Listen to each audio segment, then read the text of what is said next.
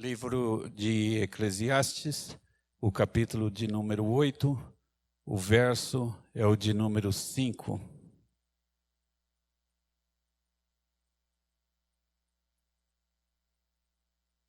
Diz-nos a palavra do Senhor: quem guarda o mandamento não experimenta nenhum mal, e o coração do sábio conhece o tempo e o modo. Quem guarda o mandamento não experimenta nenhum mal, e o coração do sábio conhece o tempo e o modo. Bem, deixa eu dizer uma coisa. Ontem nós falamos sobre Deus conosco.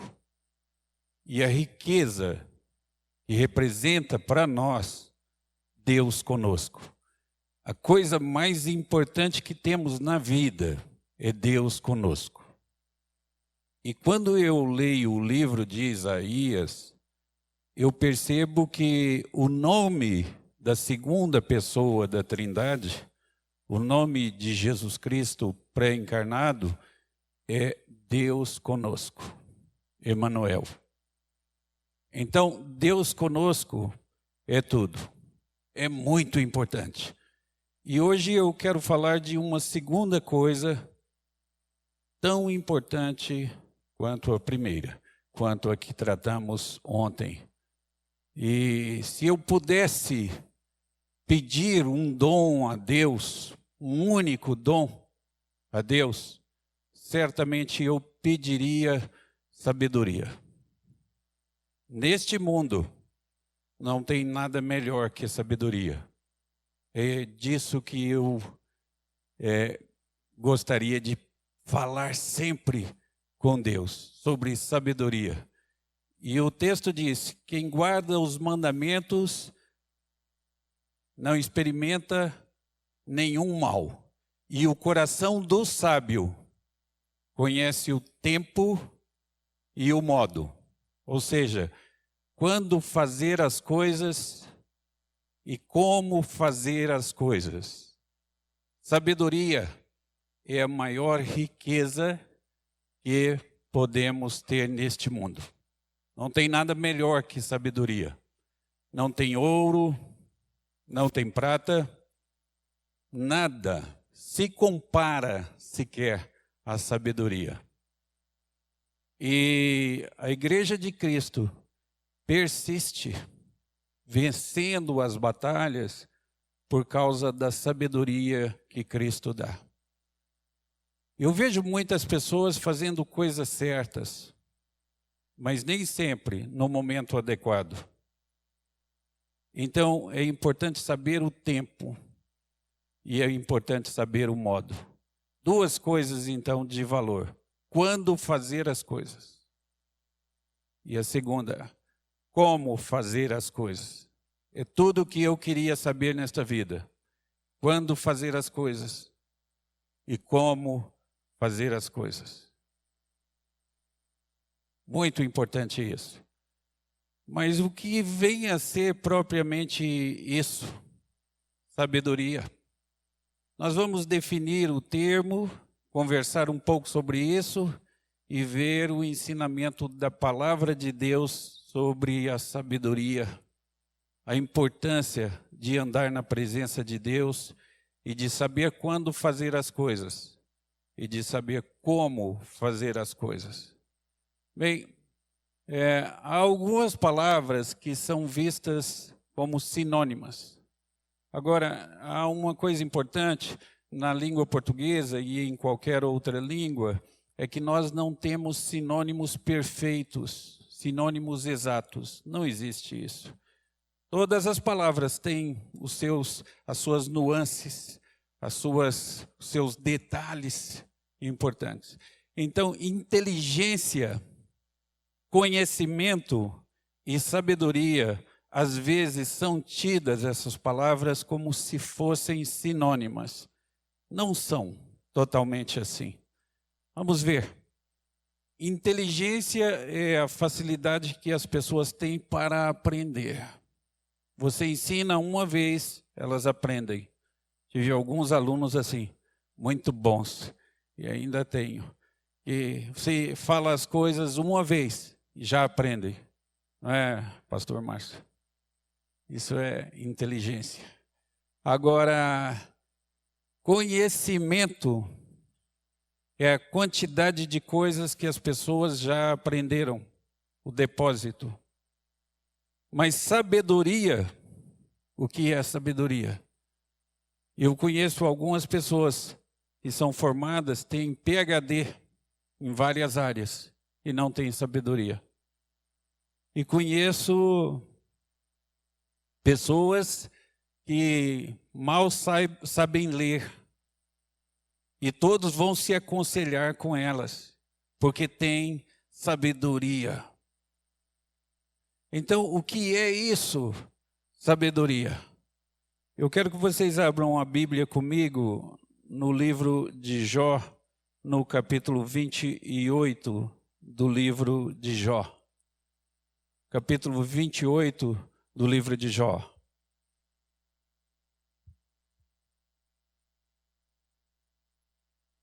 E esse capítulo diz de início o seguinte, que o homem apropria-se das riquezas da terra. E o homem apropria-se das riquezas da terra. E ele começa dizendo assim, na verdade a prata tem as suas minas e o ouro que se refina o seu lugar. O ferro tira-se da terra e da pedra se funde o cobre. Os homens põem termo à escuridão. E até aos últimos confins procuram as pedras ocultas nas trevas e na densa escuridade. E vai tratando assim. Qual o assunto? O assunto é que o homem consegue encontrar as coisas mais preciosas que existem. Ele sabe a origem de todas essas coisas e consegue tirar o melhor da terra. Mesmo as pedras que estão lá no fundo, nas minas, e ele consegue colocar energia lá, luz lá, e retirar essas coisas todas. E então no verso 12, nós temos uma pergunta retórica. Pergunta retórica significa aquela cuja resposta já é presumida, já tem uma resposta presumida. E então no verso de número 12, nós lemos assim, mas onde se achará a sabedoria? Onde se achará a sabedoria? E onde está o lugar do entendimento? Notem aí. O homem sabe de tudo na terra e consegue descobrir e fazer coisas fantásticas na terra. Mas onde estará a sabedoria? E onde é o lugar do entendimento? Isso o homem não pode saber. Esta é a resposta presumida. É que o homem, embora conheça tudo, aprenda tudo, ele não sabe onde está a sabedoria. Como é agradável conversar com pessoas sábias. Pessoas que se controlam, pessoas que fazem as coisas certas, que pensam antes de falar, que não reagem segundo as circunstâncias. Nós podemos encontrar vários tipos de pessoas, muitos tipos de pessoas, mas vamos considerar 3 aspectos. Há pessoas que são pessimistas por natureza. Tudo que você fala, a pessoa diz, não vai dar certo. Eu já tentei isso, ou é muito difícil, ou isso não é possível. São pessoas pessimistas. É difícil de conviver com essas pessoas. Outro tipo de pessoas são as pessoas que vivem de acordo com as circunstâncias. Se elas levantam bem e se acontece alguma coisa boa, elas estão felizes o dia todo, estão alegres o dia todo. Mas se acontece alguma coisa ruim, aí então é problema. Então essas são pessoas que andam de acordo com as circunstâncias. Agora há um terceiro tipo de pessoas, que são pessoas que andam acima das circunstâncias. Aconteça o que acontecer, Deus está comigo. O Senhor dos exércitos está comigo. E então elas são felizes em quaisquer circunstâncias que porventura tenham que viver. São felizes, andam acima das circunstâncias. O apóstolo Paulo, se você abrir a sua Bíblia na carta aos Filipenses, no capítulo 4, a partir do verso 11 até o verso 13, ele diz assim: eu aprendi a estar contente em toda e qualquer situação. Ele diz: eu já sei isso e em tudo tenho experiência. Acima das circunstâncias. Se você sabe que Deus está com você, e se você sabe que você tem uma diretriz segura para essa vida, a palavra de Deus, que é lâmpada para os seus pés, e que é luz para os seus caminhos, e que o seu destino já está assegurado, então aconteça o que acontecer, você pode e deve viver acima das circunstâncias. Nós cantamos isso, não é?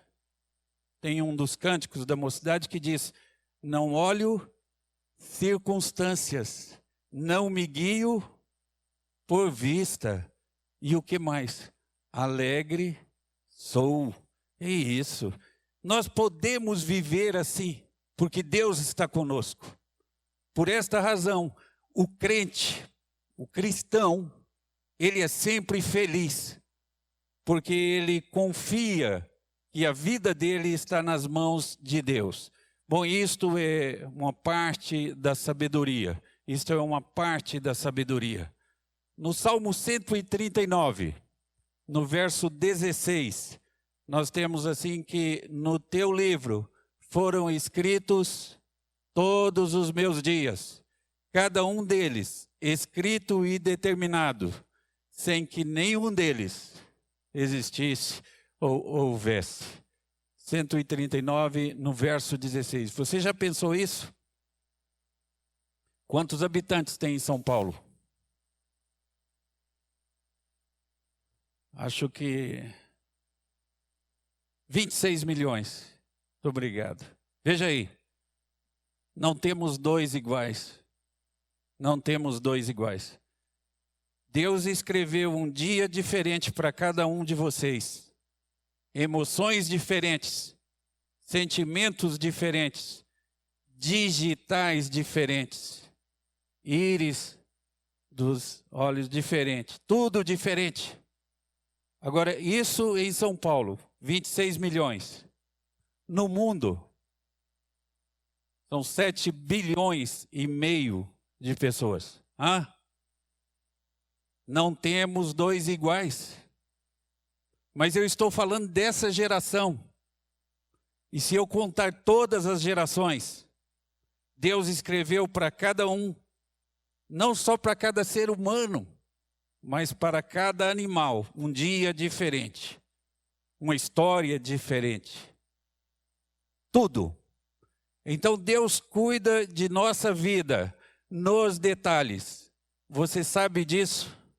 Se você sabe disso, então as coisas que nos acontecem estão sendo dirigidas por Deus. Se estão sendo dirigidas por Deus, qual a razão para a angústia?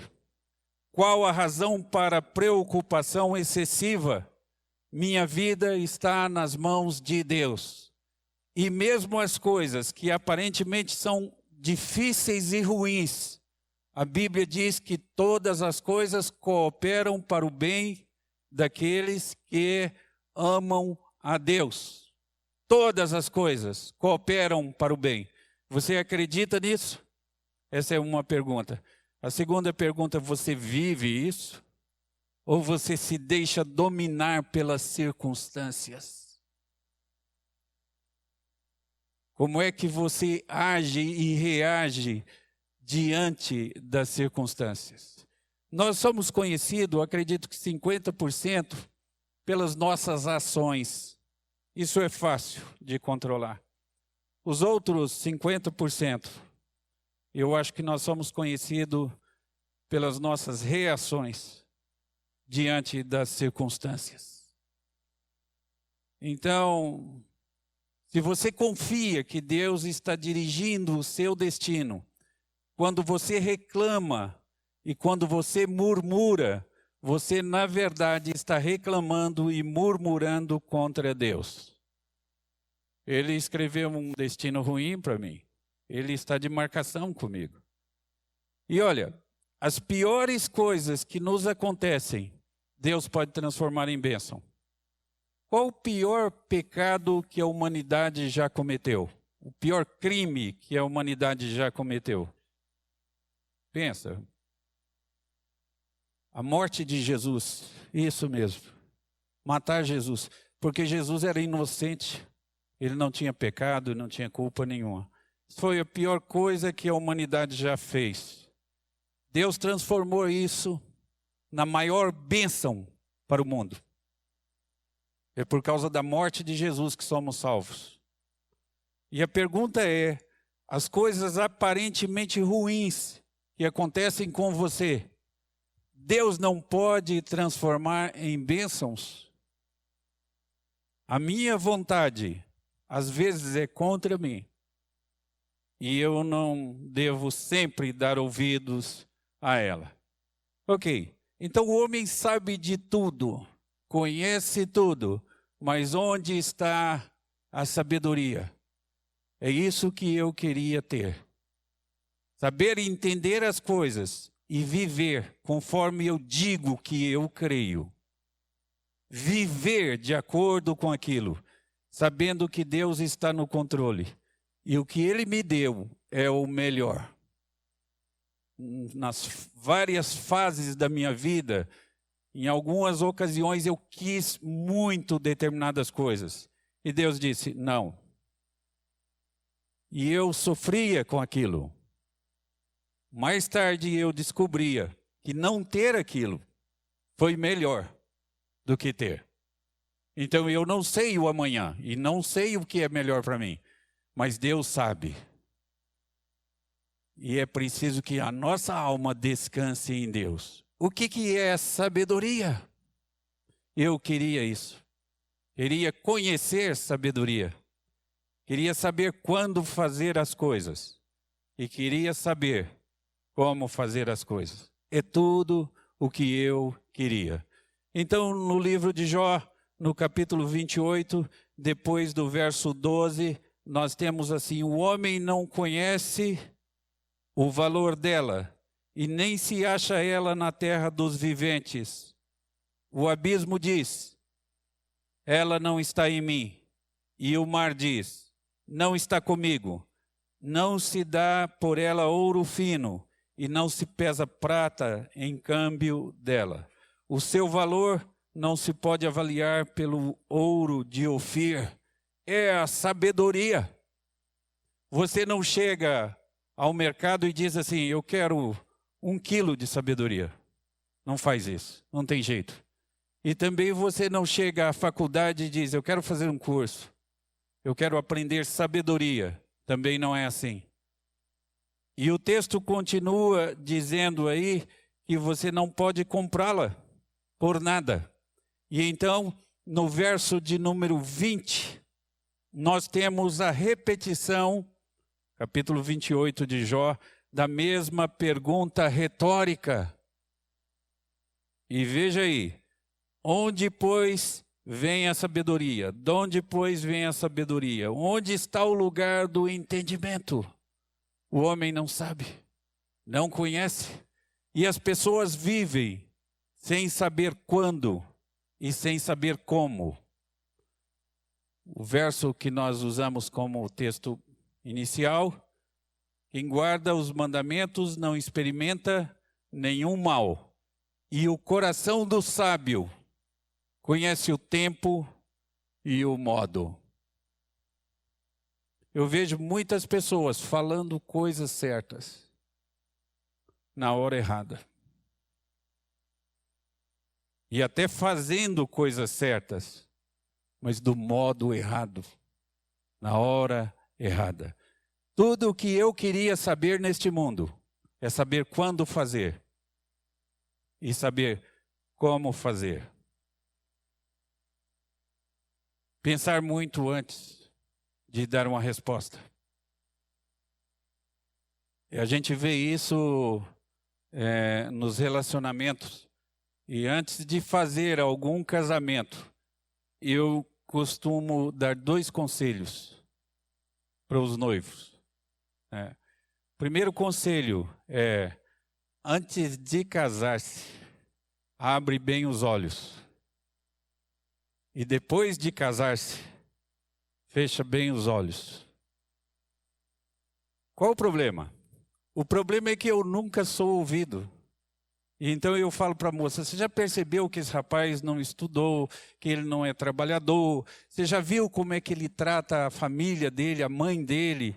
E a moça disse, não, mas é porque ele não é compreendido. E depois que a gente casar vai resolver. E depois que a gente estiver junto ele vai trabalhar e vai resolver. Tudo vai resolver. E depois que se casa, então até aquelas coisas que pareciam virtudes acabam virando defeitos. Então, um dia eu aconselhando um casal, tive que perguntar o seguinte, escuta, a sua esposa tem alguma virtude? Porque aos olhos dele só tinha defeitos. Então, antes de casar, abra bem os olhos. Depois de casar, fecha bem os olhos. Um bom conselho esse, viu? Ajuda bastante, ajuda bastante. Saber quando fazer, como fazer, é tudo o que eu queria. Tudo o que eu queria aprender. Onde está a sabedoria? Onde está o lugar do entendimento? E eu queria isso para mim. Bem, depois do verso 20, diz que ela está encoberta no verso 21, aos olhos de todo vivente, e oculta as aves do céu. O abismo e a morte dizem, ouvimos com os nossos ouvidos a sua fama. E diz o texto que ela não se encontra na terra dos viventes. Não se encontra na terra dos viventes. Como é desejável a sabedoria. Como é importante a sabedoria. Como é importante ouvir em silêncio, refletir sobre todas as coisas antes de responder. Se a gente procedesse assim, muita coisa melhoraria na nossa vida, tenha certeza. Eu não me lembro com orgulho de nenhuma das vezes que perdi a paciência. Eu não me lembro com orgulho de nenhuma das vezes que fiquei bravo. Eu queria ser manso, sereno. Eu queria. E queria dominar a mim mesmo para saber quando fazer as coisas e como fazer as coisas. Quem guarda os mandamentos não experimenta nenhum mal, e o coração do sábio conhece o tempo e o modo. Inteligência, facilidade para aprender. Conhecimento, quantidade de coisas aprendidas. Sabedoria vai muito além disso. Não é só inteligência, não é só conhecimento. Não está na terra dos viventes. Não se adquire na faculdade. Não se compra com dinheiro. O que é isso? Sabedoria. De onde veio isso? Tão desejável para os jovens. A sabedoria. Tão desejável para os adultos. Tão buscada por todas as pessoas. Bom, então no verso 23, eu tenho uma pista de onde está essa coisa tão desejável. Diz assim, Deus lhe entende o caminho, e Ele é quem sabe o seu lugar. Deus entende o caminho da sabedoria, e Ele sabe o seu lugar. Você quer sabedoria? Vá a Deus. É lá que você pode encontrar sabedoria. E então, no verso 28, ele diz onde ela está, e diz o que ela é. No verso 28, e disse ao homem, eis que o temor do Senhor é a sabedoria. e o apartar-se do mal é o entendimento. Que coisa maravilhosa. O temor de Deus. O temor de Deus é uma expressão usada para a Bíblia, para a palavra de Deus. Se você ler o Salmo 19, um dos nomes dados à Bíblia lá é temor do Senhor. Então, eis que o temor do Senhor é a sabedoria, e o apartar-se do mal é o entendimento. Vamos guardar isso aqui, para a gente andar um pouco e ver um pouco mais sobre o que é sabedoria. Passem para o livro de Deuteronômio, o 5º livro da Bíblia, e o capítulo 4 de Deuteronômio, e vejam nos versos 5 e 6 do capítulo 4 de Deuteronômio. Capítulo 4, verso 5 e 6. E nós temos assim: eis que vos tenho ensinado estatutos e juízos, como me mandou o Senhor meu Deus, para que assim façais no meio da terra que passais a possuir. Guardai-os, pois, e cumpri-os, porque isto será a vossa sabedoria e o vosso entendimento aos olhos de todo o povo, que ouvindo todos estes estatutos dirão: certamente este grande povo é gente sábia, é inteligente. Por causa de quê? Palavra de Deus. O maior tesouro que você tem em sua casa, a palavra de Deus. Isso é a sabedoria. Conhecer a palavra de Deus e aplicar a palavra de Deus. Mas conhecer não é a sabedoria em si. E nós sabemos o que é certo. E a igreja conhece e sabe tudo o que é certo e errado. Se a igreja praticasse tudo o que ela conhece e sabe que é certo e errado, se ela deixasse o erro e praticasse só a verdade, só o que ela sabe ser verdadeiro e bom, não precisaria de pastor. Quem na igreja não sabe que mentira é errado? Quem na igreja não sabe que deve ser zeloso no conhecimento da Bíblia? Quem na igreja não sabe de nossos compromissos com o próximo? Todos nós sabemos. Então a gente fala assim, na passagem de ano: ano novo, vida nova. 2 semanas depois, a gente tem ano novo e vida velha. Não é? Não consegue. Então, saber o que é certo não é sabedoria. É só saber o que é certo. Agora, vamos considerar isso aqui. O diabo conhece a Bíblia? Deixa eu dizer, ele conhece de cor. Toda a Bíblia. Não é parte da Bíblia. Ele conhece de cor toda a Bíblia. Sabe toda ela. Segunda coisa, isso muda alguma coisa na vida dele? Melhora ele? Não.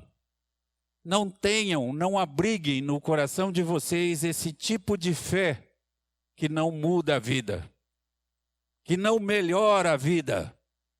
Esse tipo de fé é a fé encontrada em Satanás. Isso não transforma a vida, não melhora a vida. Então, o que melhora a vida é sabedoria. É sabedoria. É a palavra de Deus aplicada. Ok, agora vamos para a carta que Paulo escreveu aos Coríntios. E no capítulo 1 desta carta, o capítulo 1,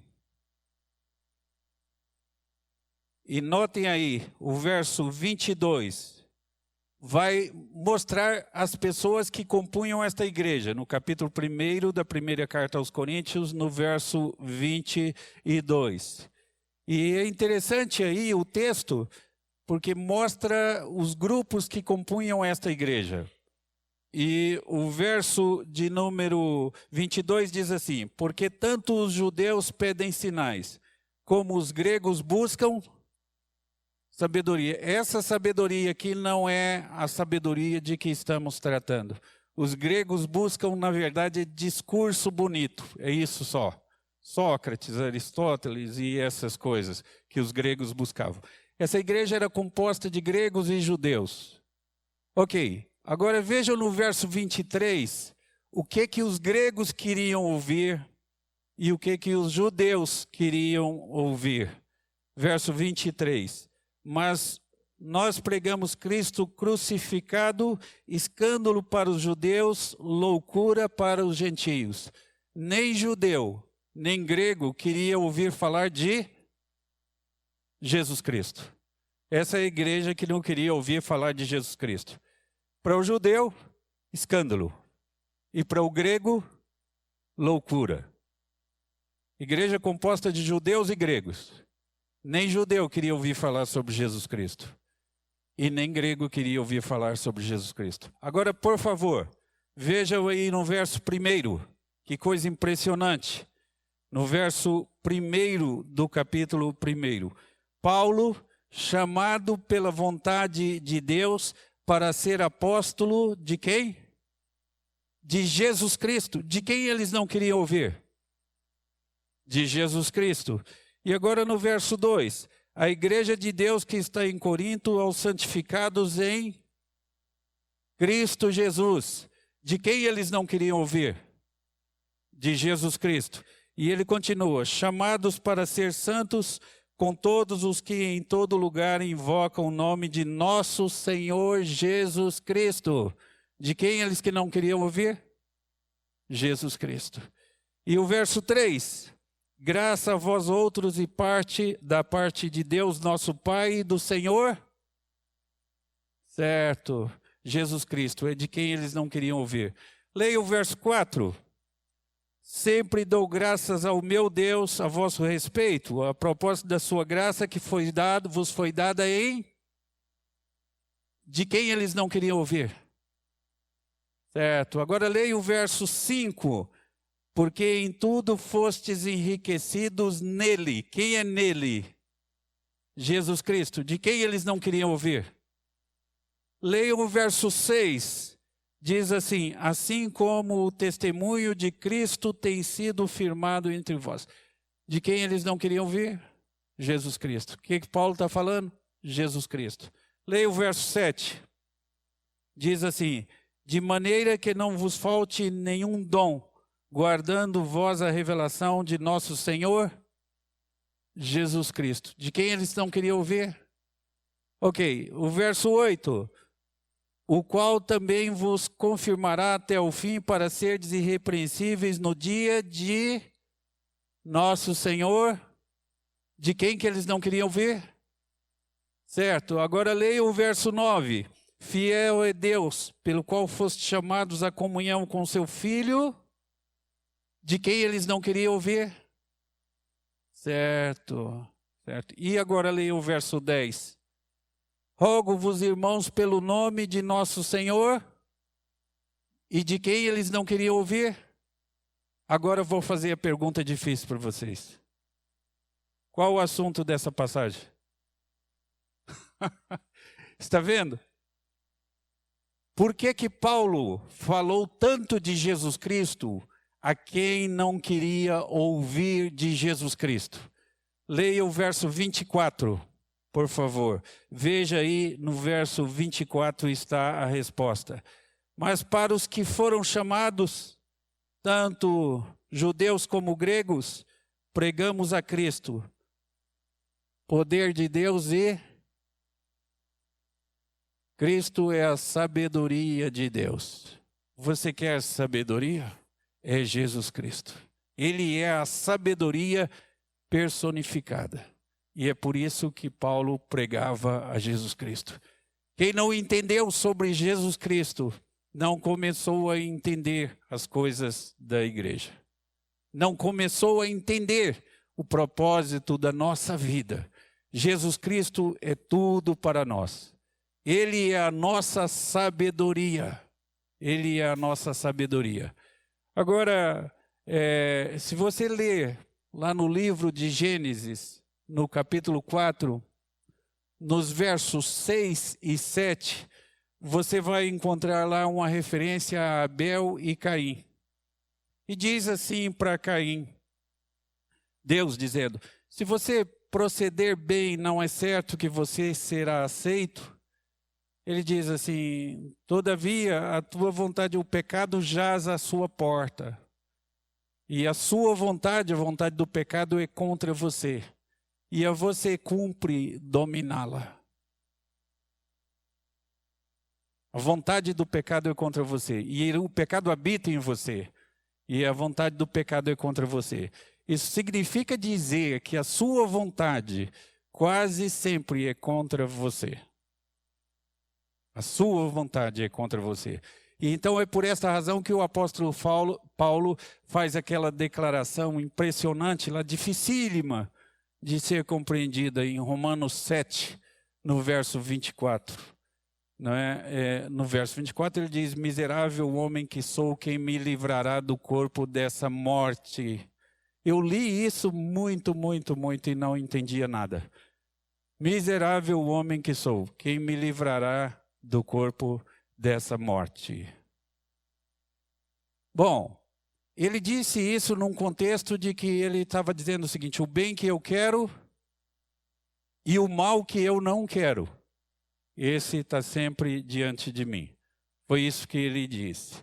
Ok, é importante isso, porque lendo literatura clássica, tem um livro de antes de Cristo, chamado Eneida, e conta a história de um rei, e alguém que matou, um assassino matou uma pessoa, e o rei foi julgar o criminoso e falou o seguinte, amarra o criminoso, amarra o defunto, o assassinado, no corpo do criminoso. Braço com braço, braço com braço, perna com perna, rosto com a nuca, peito com as costas. Coloca um corrente, tranca ali e deixa lá, para o resto da vida. Então, passado pouco tempo, o assassino voltou perante o rei. E o assassino mostrou para trás, ele não aguentava mais o mau cheiro, não conseguia dormir, não conseguia comer, e não conseguia relacionar-se com ninguém. Aí ele disse ao rei, miserável homem que sou, quem me livrará do corpo dessa morte? E o rei então deu a sentença. Você deve conviver para o resto da sua vida com aquilo que você colocou na sua vida. Então, olhando para a nossa vida de forma geral, mais de 90% dos problemas que nós temos porque nós mesmos colocamos na nossa vida. Nós mesmos colocamos na nossa vida. Então Paulo disse isso lá, e depois que eu li isso, que foi escrito antes de Paulo, aí li a colocação de Paulo, aí entendi essas circunstâncias. Bem, a vontade nossa é contra nós. Nós queremos fazer o bem. Nós queremos fazer o que é certo, mas não conseguimos. Só existe uma maneira de conseguir isto. Está em João 8:32. Conhecereis a verdade é a palavra de Deus, a sabedoria de Deus, a verdade. E ela nos libertará dessas coisas. Então, irmãos, acredito que quando Deus fez o homem, Ele fez com vontade para entender o que Deus queria dele, ou com razão para entender o que Deus queria dele. E essa razão é por isso que a Bíblia nos ensina e nós aprendemos e praticamos. E Deus deu ao homem vontade para ele querer fazer aquilo que Deus dizia que ele devia fazer. E Deus deu ao homem emoção para que ele tivesse prazer em fazer aquilo que Deus dizia que ele devia fazer. Isso produzia uma vida feliz, porque era de acordo com a vontade de Deus, fazia tudo aquilo que a vontade de Deus mandava. O pecado inverteu as coisas e colocou a emoção em primeiro lugar. E depois a vontade submissa à emoção. E a razão escrava de todas as coisas. Então você sabe o que é certo, você quer fazer o que é certo, mas você faz o que é errado. Eu conheci um jovem que ele falava para o pai assim: pai, pelo amor de Deus, me tranca com cadeado em casa, no quarto, para eu não voltar a comprar drogas. Ele era escravo daquilo. Escravo daquilo. Ele sabia que estava errado. E sabia que era ruim. E queria deixar. Mas a razão era escrava da emoção. E é por isso que a palavra de ordem dos nossos dias é adrenalina. Todo mundo quer adrenalina, quer emoção. O problema é que a emoção cada vez oferece menos e cada vez ela cobra mais caro. É assim, cada vez oferece menos e cada vez cobra mais caro. Eu só quero saber, meu tempo vai até às 11, tá bom. É para eu não ultrapassar aqui, não quero nem de longe quebrar o costume da igreja. Tá certo. Então, sendo assim, agora talvez nós consigamos definir sabedoria. Tá? A nossa vontade é contra nós. A razão nos diz o que é certo e o que devemos fazer. Mas a nossa vontade não é fazer aquilo que sabemos que é certo. Nós sabemos do nosso compromisso na igreja, mas é difícil cumprir. E é por essa razão que Paulo, lá na primeira carta aos Coríntios, no capítulo 6, nos versos 19 e 20, diz que nós somos templo do Espírito Santo, que não somos de nós mesmos e que devemos glorificar a Deus no nosso corpo. O que é glorificar a Deus no nosso corpo? Vamos ver. Você vai ao cinema, assiste um filme de 2, 3 horas. Ninguém faz barulho, todo mundo ligado. Depois que termina o filme, sabe contar o filme. Quando você vem ao culto, você tem o mesmo interesse, presta a mesma atenção, é assim que você deve cultuar a Deus. É assim que você glorifica a Deus no corpo. Você estudou, e você fez ensino fundamental, depois ensino médio, e alguns depois fizeram faculdade. Progrediram no conhecimento. A pergunta é, você progride no conhecimento da palavra de Deus igualmente? Isso é glorificar a Deus no vosso corpo. Então, vamos definir sabedoria. Sabedoria é saber o que deve ser feito e fazer o que sabemos que deve ser feito. Então vamos lá. Sabedoria é saber o que deve ser feito e fazer o que sabemos que deve ser feito. Isso é sabedoria. Não é conhecimento, não é inteligência, é submissão à vontade de Deus. É submissão à palavra de Deus. É submissão a Jesus Cristo. Jesus Cristo é a nossa sabedoria. E agora, por que Jesus Cristo é a nossa sabedoria? Nós aprendemos a ouvir palavras sem pensar muito na definição que elas têm. Uma das palavras que nós ouvimos constantemente, todos os domingos, é piedade. Qual o significado de piedade? O que significa isso?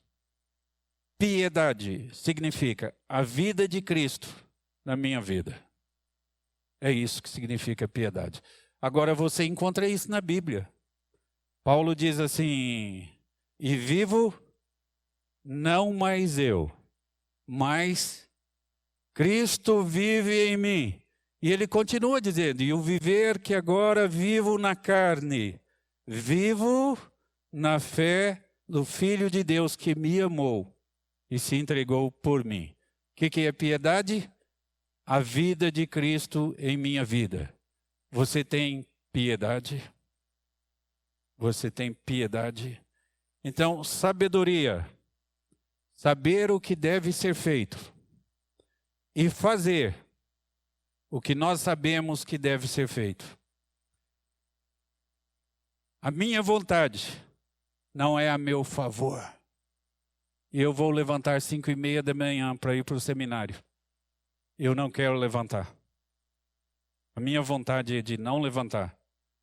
Mas eu não posso obedecer à minha vontade. Eu tenho que fazer o que a minha razão diz que é para eu fazer. Deixa eu falar mais uma coisa. Eu vou pagar imposto. Eu não quero pagar. A minha vontade diz, não paga. Mas eu tenho que pagar. Porque este é o certo. A razão diz que é o certo. E eu tenho que fazer. Sabedoria é saber o que deve ser feito. E fazer o que sabemos que deve ser feito. Você quer sabedoria? Esta é a estrada larga para se adquirir a sabedoria. Submissão a Jesus Cristo. Jesus é a nossa sabedoria. Então vamos agora a um raciocínio mais longo, para depois fecharmos tudo em um pacote só. Abram a Bíblia de vocês em Gênesis, no capítulo 1, no verso de número 3. Gênesis, o capítulo 1, o verso de número 3. Nós temos assim aí, ó, veja aí. E o meu problema é este, com o texto bíblico é este. Eu tenho que ler e entender cada parte. Se eu não entender, eu não consigo assimilar aquilo, colocar em prática. Então, o texto diz assim, e disse Deus, haja luz e houve luz. Não é assim? Ok. Qual o problema aí? É que haja é um verbo no imperativo. Haja luz é imperativo. A pergunta é, quem obedeceu? Se é uma ordem, alguém tem que ter obedecido. Então a pergunta é, quem obedeceu? Alguns dizem, a luz obedeceu. Ora, a luz não existia. Então, quem obedeceu? Ok. Abram a Bíblia de vocês e guardem isso, e nós vamos voltar a isso. No livro dos Reis, no segundo livro dos Reis, vamos ler aí alguns versículos aí. Segundo livro dos Reis, a partir do verso 42. Obrigado. Então eu tenho assim, veio um homem, segundo o livro dos Reis, capítulo 4, desculpem, verso 42.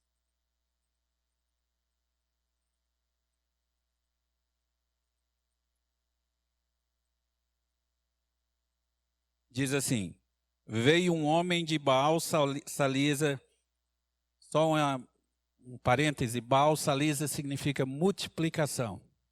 É o nome, é a definição do nome. E trouxe o homem de Deus pães das primícias, 20 pães de cevada e espigas verdes no seu alforje. Disse Eliseu, dá ao povo para que coma. Porém o seu servo lhe disse, como hei de eu pôr isto diante de 100 homens? Ele tornou a dizer, dá ao povo para que coma, porque assim diz o Senhor, diz o Senhor, certo? E então lhe os pôs diante e comeram e ainda sobrou, conforme a palavra do Senhor. Importante isso, conforme a palavra do Senhor. Ok, o que multiplicou os pães aí e os peixes? E o milho aí? A palavra do Senhor. A palavra do Senhor. Agora, abram a Bíblia no livro de Ezequiel e vejam aí no capítulo de número 37, uma passagem bastante conhecida. Capítulo 37 do profeta Ezequiel. Então você lê assim no verso 1.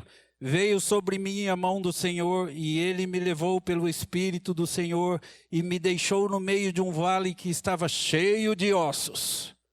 Significa, pessoas que tinham morrido há muito tempo, e agora só tinham os ossos. O verso 2. E me fez andar ao redor deles, eram muito numerosos na superfície do vale, e estavam sequíssimos. Há muito tempo tinham morrido. Então Deus perguntou ao profeta no verso 3, Filho do homem, acaso poderão reviver estes ossos? Respondi, Senhor Deus, tu sabes. Você acha que o profeta acreditou que os ossos poderiam reviver? Eu acho que não. Se ele tivesse acreditado, ele diria assim, claro, Senhor. Se o Senhor quiser, pode. Mas ele falou, olha, o Senhor é que sabe, eu não vou me comprometer, não. Ele então tomou essa atitude. Acho que ele não acreditou. Ok, agora leia o verso 4. Disse-me ele, profetiza esses ossos e disse-lhe, ossos secos, ouvi a palavra do Senhor. Que coisa interessante. Ok, agora vamos para o Novo Testamento. Senão o Márcio pensa que eu só trabalho com o Antigo Testamento aqui, né? Vamos lá, para o Novo Testamento, na primeira carta de João. Na primeira carta de João, o capítulo de número 4, 5. Primeira carta de João, capítulo de número 4. O verso 7, não é o 5, é o 7. Capítulo 5, verso 7, desculpe. Está difícil aqui, né? Eu vou dizer por que está difícil. Dizem que quando fica branco por fora assim, dá branco também por dentro, tá? Eu acho que é por isso. Então, é capítulo 5, verso 7. Diz assim, mas há 3 que dão testemunhos no céu. O Pai, a Palavra e o Espírito. Está falando da Trindade aí. E da segunda pessoa da Trindade. Que nome ele dá para a segunda pessoa da Trindade? Palavra. Por que ele faz isso? Voltem para o Evangelho de João. No capítulo 1 do Evangelho de João. E veja aí o ensino do capítulo 1 do Evangelho de João. No princípio era a palavra. Aí está o verbo, né? Mas lá é a palavra. No princípio era a palavra. Verbo é só a palavra mais importante da oração. Tá? Então, no princípio era a palavra. E diz mais, a palavra estava com Deus. E a palavra era Deus. Agora você vai ter a resposta lá de Gênesis 1:3. Veja aí, no verso 3. Todas as coisas foram feitas por intermédio dele, e sem ele, nada do que foi feito se fez. Então, quem obedeceu àquela ordem lá de Gênesis 1:3? Cristo, a palavra.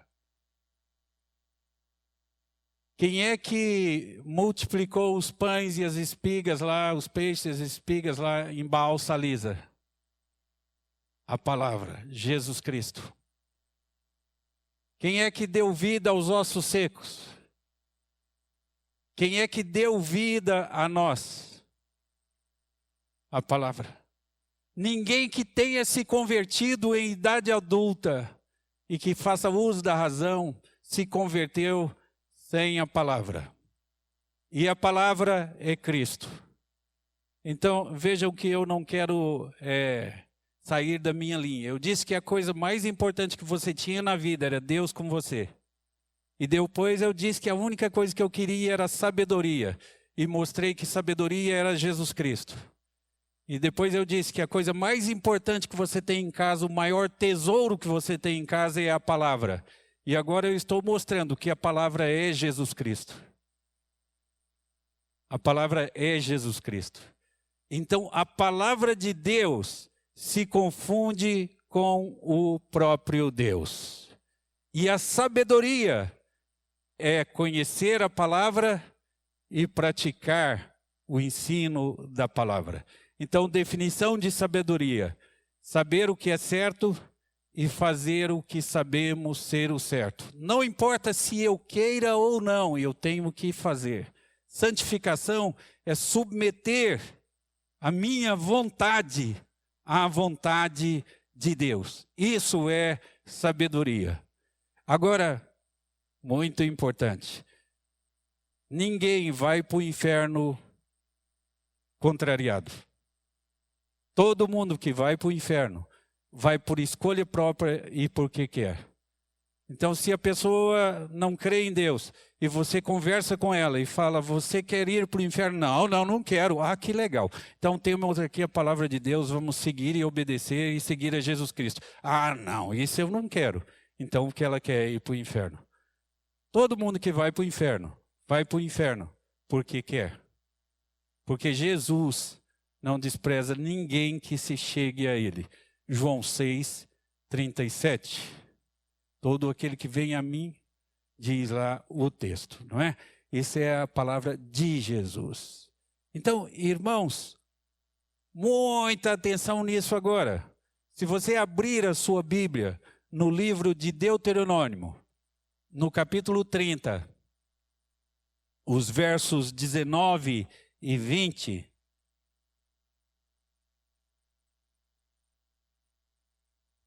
você lerá o seguinte: os céus e a terra tomo hoje por testemunha contra ti, e eu te propus a vida e a morte, a bênção e a maldição.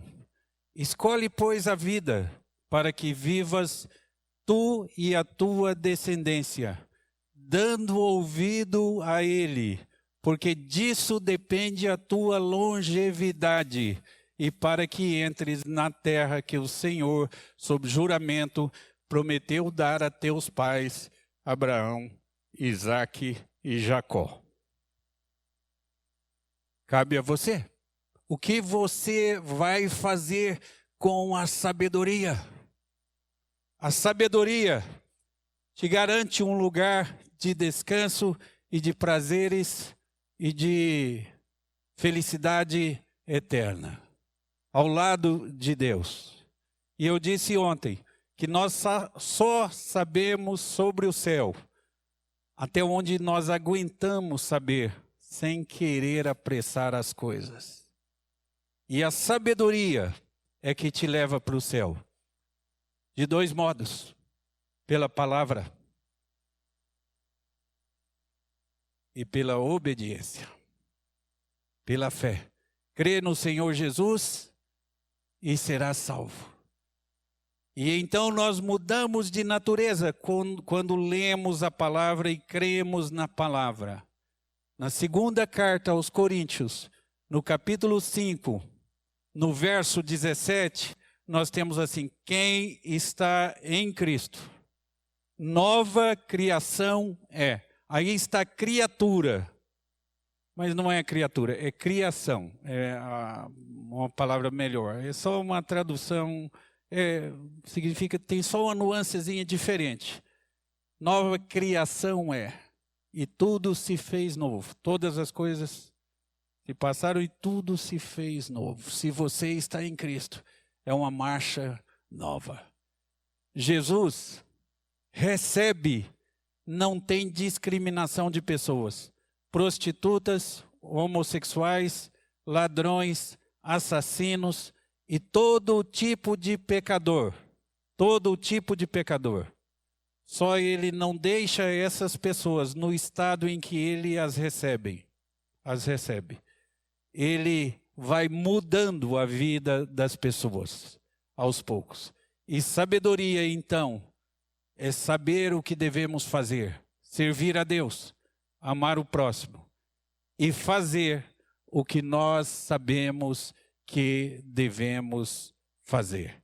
Isso é sabedoria. Muito importante saber disso e ter disposição para colocar em prática. Não olhar para a nossa vontade, porque a nossa vontade é contra nós. E olhar sim para Deus e para aquilo que Jesus Cristo ou a palavra de Deus requer de nós. E esta é a razão porque nós estudamos a palavra de Deus na igreja, porque ela é muito importante. Abram no Salmo de número 119. Salmo de número 119. E, por favor, vejam o verso de número 33. Que coisa maravilhosa aí. Ninguém estuda a palavra de Deus porque quer ser intelectual. Não é isso. Não estudamos a palavra de Deus para isso. Não tem valor. Academia por academia é bobagem. Nós estudamos a palavra de Deus por uma razão só. Ele diz, ensina-me, Senhor, o caminho dos teus decretos. E depois, eu seguirei até o fim. Olha aí. Esse é o propósito de estudar a palavra de Deus. Tornar a minha vida melhor. O verso 34. Dá-me entendimento e guardarei a tua lei. E de todo o coração a cumprirei. Este é o propósito de estudar a palavra de Deus. Este é o propósito de estudar a palavra de Deus. Por esta razão, se você tiver Cristo de fato em sua vida, e se você pauta a sua vida por Jesus Cristo, ou seja, pela palavra de Deus, então você tem um Deus de exclusividade. Deixa eu repetir o que eu disse ontem. Deus não é a coisa mais importante que você tem na vida. Não é. Não deve ser a coisa mais importante que você tem na vida. Deus é e precisa ser na sua vida a única coisa importante. A única coisa importante. Qualquer coisa que contrarie a palavra de Deus não serve para o povo de Deus. O povo de Deus, diz Pedro, é povo de propriedade exclusiva de Deus. E o Salmo 16, no verso 2, nos diz isso, a minha alma disse ao Senhor, tu és o meu Senhor, e outro bem eu não possuo, senão a ti somente. Senão a ti somente. Isso é importantíssimo. Então, você pode falar assim, não, Deus não é a única coisa importante. Eu tenho minha família, e minha família é importante para mim. E Deus não é a única coisa importante. A pergunta é, quem deu a sua família? Quem mantém a sua família? É Deus. Meu trabalho é importante, quem te deu o trabalho. Minha saúde é importante, quem sustenta a sua saúde? É Deus. Deus é a única coisa importante. Se você puder falar isso, como diz o Salmo 37, agrada-se do Senhor e Ele satisfará o desejo do teu coração. E entrega o teu caminho ao Senhor e confia nele, o mais Ele fará. Se você puder dizer, Deus é a única coisa importante para mim, Ele mesmo cuidará de você. E embora a gente saiba o verso 5 de cor do Salmo 37, o meu preferido é o 6. Fará sobressair a tua verdade como o meio-dia, a tua luz, não é? E que maravilha, você não precisa defender a sua casa, a sua causa. Entrega o teu caminho ao Senhor, confia nele e Ele vai defender a sua causa. Você não precisa se defender. E Ele vai fazer a tua verdade sobressair como meio-dia, como a luz. É Deus que vai. Agora, se você considera-se melhor do que Deus para defender a sua causa, então defenda você. Mas se você considera que Deus é melhor que você para defender a sua causa, entrega a Ele o seu caminho. Ok, irmãos. Infelizmente, nós, às vezes, torcemos um pouco a palavra de Deus.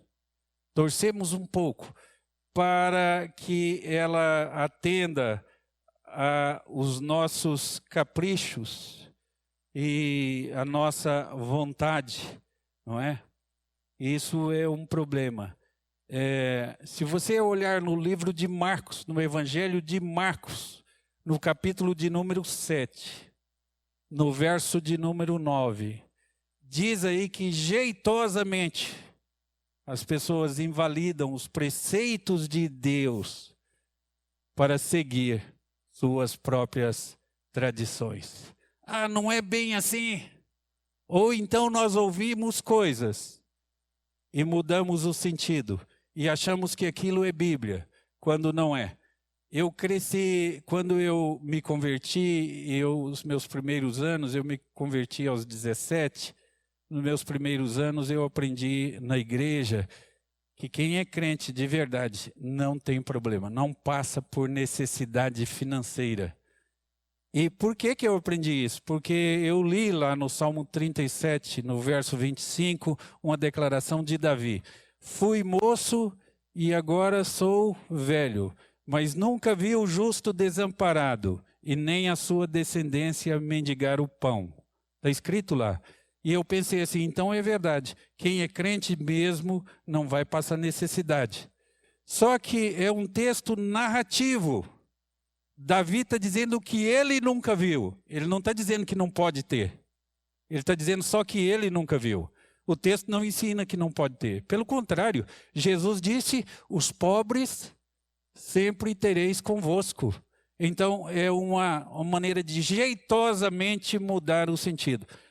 Depois eu vi um quadro uma vez, me encantei com o quadro. Elias subindo ao céu num carro de fogo. Que maravilha!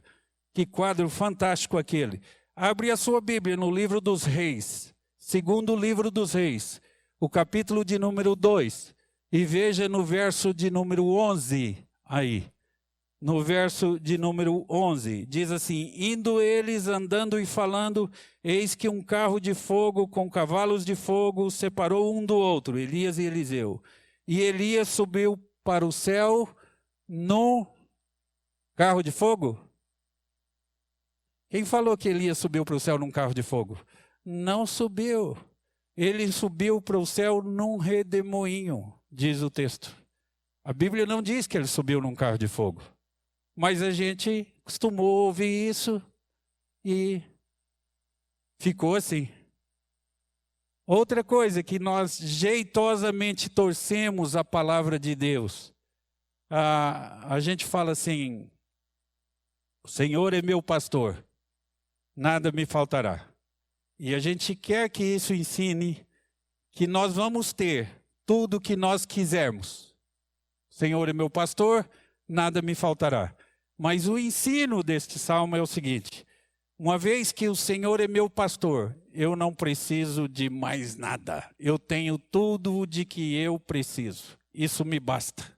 Este é o ensinamento do Salmo 23. Uma vez que o Senhor é meu pastor, eu não preciso de mais nada. Eu tenho tudo o que eu quero e eu tenho tudo de que eu preciso. E este é o ensinamento do Salmo. Nós acostumamos a dizer assim, posso todas as coisas naquele que me fortalece. E nós isolamos isso e repetimos isso constantemente. Esse negócio de isolar textos da Bíblia para dizer o que a gente quer, a gente faz a Bíblia dizer o que a gente quiser. Uma vez fui a um acampamento lá em Minas, e no acampamento, naquele tempo tinha correio elegante. Hoje não tem mais, hoje é mais moderno tudo, né? Mas tinha correio elegante. Então, os rapazes mandavam recados para as moças nos correios elegantes. E o rapaz mandou um recado para a moça. E o recado para a moça dizia assim, não é bom que o homem esteja só. Um versículo da Bíblia. A moça respondeu com outro versículo, afasta de mim, Satanás.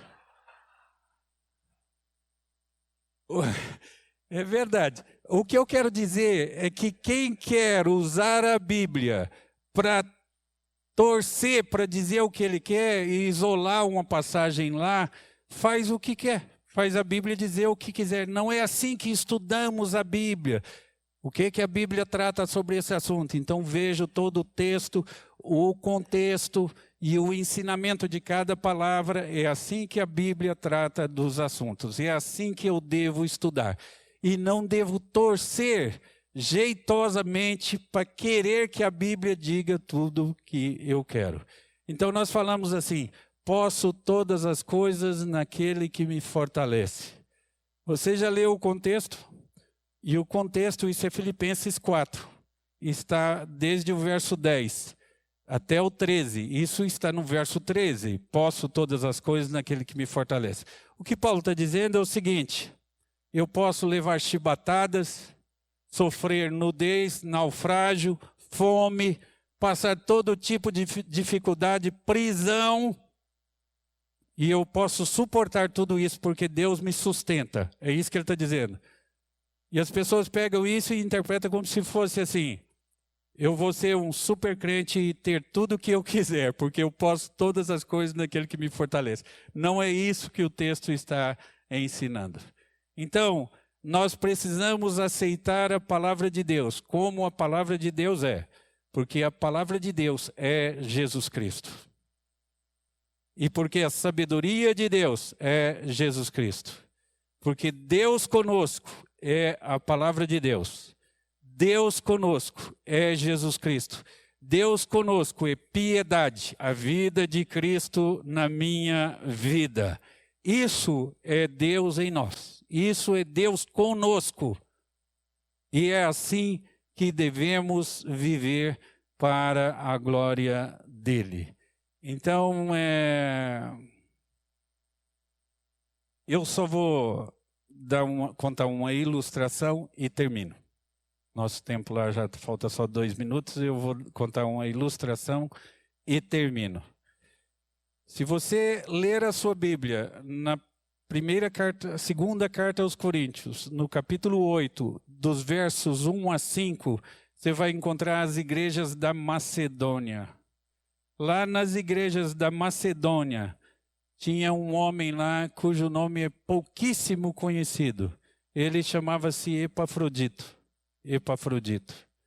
E o Epafrodito, Paulo passou pela Macedônia e levantava ofertas na época para mandar para as igrejas de Jerusalém. E eu sei, você sabe disso, Paulo tinha perseguido as igrejas em Jerusalém, tinha acabado com as igrejas lá em Jerusalém. Então, Paulo tinha esse problema e ele, em todo lugar, ele levantava oferta para mandar para as igrejas de Jerusalém.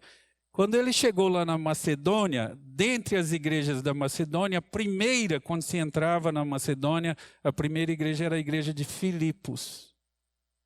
Ele chegou lá e diz assim que eles, no meio de muita prova de tribulação, demonstraram grande alegria. Igualzinho a gente, hein? No meio de muita prova de tribulação, demonstraram grande alegria. E diz ele assim, nos versos seguintes: e na profunda pobreza dele, demonstraram muita generosidade. Igualzinho a gente. Na profunda pobreza, demonstraram muita generosidade. Muita prova de tribulação, muita alegria. E diz assim: e eles pediram com muitos rogos a Paulo. Paulo falou assim: para essa igreja eu não vou pedir oferta para mandar para Jerusalém. Eles é que precisam de oferta. Aí diz o texto lá, que eles pediram com muitos rogos a graça de participar da oferta aos santos. Igualzinho à igreja de hoje. Então, essa é a colocação de Paulo. E diz que um deles, não podendo fazer isso, deu-se a si mesmo, deu-se a si mesmo para Paulo. Diz lá no verso 5. Agora, o que é isso? É o seguinte, Paulo estava preso lá em Roma. E uma pessoa lá, chamada Epafrodito, que era pobre, não podia fazer nada e não podia mandar oferta para Paulo ou coisa assim, ele falou assim: eu dou a minha vida para minimizar os sofrimentos de Paulo. A partir de hoje eu vou ser de Paulo. Eu dou a minha vida para cuidar de Paulo. O que é isso? Ele ia lavar a roupa de Paulo, fazer comida para Paulo, cuidar de Paulo. É isso que ele falou lá, 2 Coríntios 8. Isso depois é explicado e Paulo reconhece isso no capítulo 2 da carta aos Filipenses. É fantástico. Leia o capítulo 2 inteiro, principalmente de 25 a 30. Você vai gostar muito dessa história. Então, irmãos, Epafrodito foi para Roma para lavar a roupa de Paulo, fazer comida para Paulo e cuidar de Paulo. Sabe qual a distância da Macedônia lá? Foi a pé. Algumas estradas e voltas que davam, chegava a 2.000 quilômetros a pé para cuidar de Paulo. Sabe o que o imperador fazia com homens como Paulo? Matava. Sabe o que o imperador fazia com os amigos de homens como Paulo? Matava também. Verdadeira amizade exige esforço, dedicação, abnegação. Pergunta: você tem amigos como Epafrodito? Algum? Vou mudar a pergunta. Você é amigo das pessoas como Epafrodito foi amigo de Paulo? De quantas pessoas você é amigo assim, que você está disposto a fazer qualquer coisa, em qualquer circunstância, e sofrer qualquer risco, por causa da sua amizade? Isso é vida cristã. Isso é sabedoria. Isso é palavra de Deus que nos governa. E vivo, não mais eu, mas Cristo vive em mim. Isso é piedade.